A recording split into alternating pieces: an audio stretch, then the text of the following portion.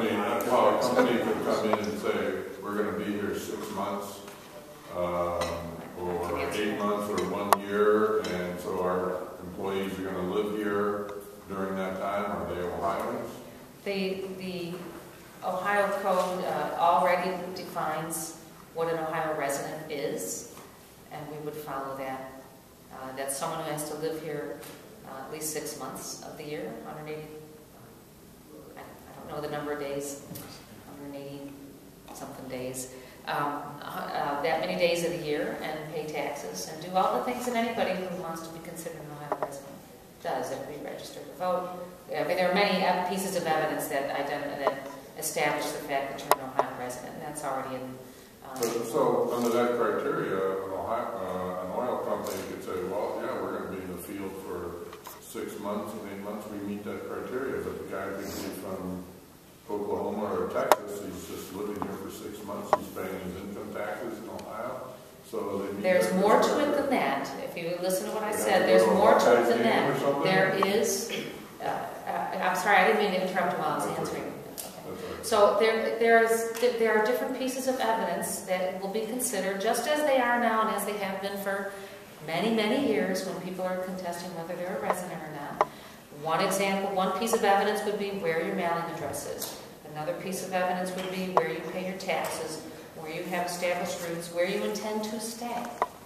I mean, when any public university in Ohio considers whether an applicant or a student is a resident, they have these factors. They go down through the same thing. It's when anybody's tax status is being considered, if they want to challenge whether or not they're a resident, they have the same opportunities. It's the same thing. It's nothing new. And there need to be no new actions taken on our part to establish residency. Not to mention the fact that we'll be certainly open to what the governor may suggest, since he's the one that originally made the comments, actually, 6 months after I said that the gas and oil industry would, in fact, not be hiring Ohioans. I think that, one of the things you have to look at is, and I said it on the floor yesterday, you go to these hotels and motels and places that people are staying in Carroll County, you can see license plates, as I did, from Oklahoma and Texas and other states. That's what we're really getting at. I mean, to nitpick this process, basically, we would hope that the governor would be more specific as well. I hope that you would ask the governor the same thing.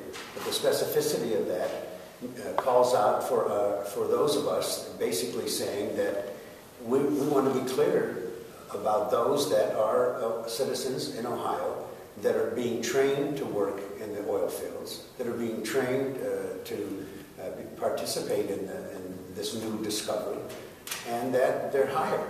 They're just not being hired. We know that. You can say you're going to come here for 6 to 8 months and you become a citizen. Well, basically, that's a real slap in the face to all of us. When you get a gas and oil company coming in, 3 or 4 now, the biggest ones that are entering into the Marcellus and Utica Shale, they're bringing other people in. Because here's the way it happens. If they drill in Pennsylvania, they drill, and then they pack up the drilling, and they truck over Route 80, and they start drilling, the same people, they start drilling in Ohio. And when they're done doing that one, they go to the next site and drill again. Well, from the time that they're coming into Ohio, we understand there's a training process. We understand that there's a learning process in this whole, in the drilling. Well, we want the gas and oil industry to justify through affidavits that they're going to hire people from Ohio. I don't think that's asking too much. So when let's give them, okay, the third drilling site. If the first time that they come into Ohio, you're putting people in there to learn the process, by the third drill, you should have people that are trained. By the 4th drill, the people from Oklahoma can leave.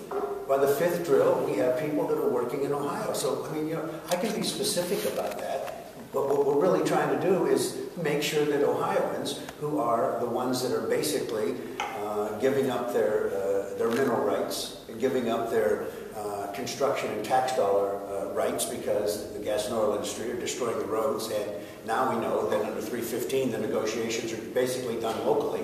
They ignored what we thought was important on the extraction tax, and they ignored the governor's 1.5%. We were more clear than what Texas was doing at 7%, and to make sure that those roads are taken care of, bridges are repaired. So, let's be honest about it. The facts are there. The governor agrees with us, and we have to do something collectively. We have to do something legislatively. And when every single Republican decided that they didn't want to even deal with it, that's what that means when they table it. They didn't want to deal with it. They're just basically slapping the faces of working people who are trying desperately to find work. And look, I have people coming into schools in our area, and the building trades are putting them through rather rapidly to train them to get them ready. They're being ignored. Now, some of the building trades people are happy, some are working, but the facts still remain. I agree with the governor. We're not hiring enough Ohioans. When you talk about the license plates you see at the motels and so forth from out of state, okay, so you've got some anecdotal evidence that there are some people here from out of state. Isn't it possible that even under your proposal, okay, maybe 40% of the people are from out of state?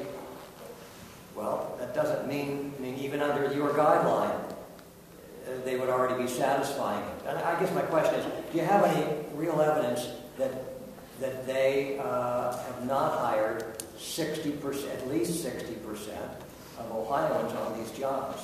Well, Bill, the problem is that the gas and oil industry and the governor's office and the people that are taking these registrations and those that are supposed to be making these reports are not posting the reports. So what do we use? We use anecdotal evidence.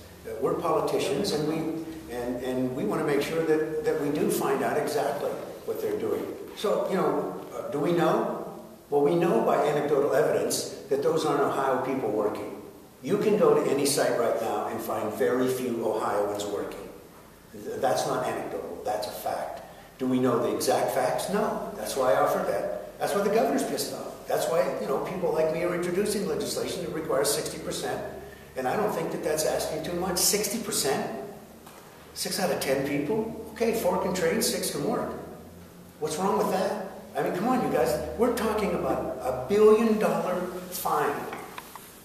Billions of dollars in extra energy. So much so that the price of gas has been lowered. So much so that the business section of the Plain Dealer yesterday reported that we're now exporting our gas and oil. We're exporting it. So think about what we're doing here. We've exported jobs already. Now we're starting to export our find in what we're doing to make sure that those of us that are on top of this gas and oil have some advantages. And now I think somebody's going to talk about privatization. You have a governor now that wants to privatize everything that he touches, and today or tomorrow he'll be announcing the privatization of the turnpike. We're losing jobs, and we're losing jobs to the private industry. We're losing jobs because we're not being vigilant in watching what they're doing.